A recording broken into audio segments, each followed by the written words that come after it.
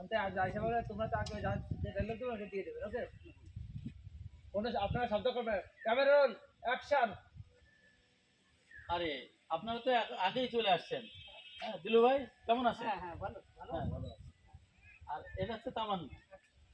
আসলে আমরা তামান্নাকে একটু তামান্নার সাথে যোগ করে তাকে বোঝানোর চেষ্টা করেছিলাম যে একজন যদি একজনকে ভালোবাসে তাকে ছেড়ে যায় তার কেমন লাগে, আর সেই যন্ত্রণা থেকে তার মনের ভিতর জ্বালাটা কেমন, অর্থাৎ কেমন জ্বলে।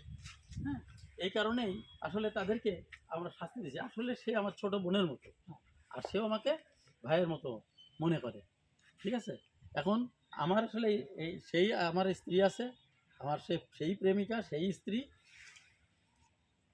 এ আমাকে ভুল বুঝছে।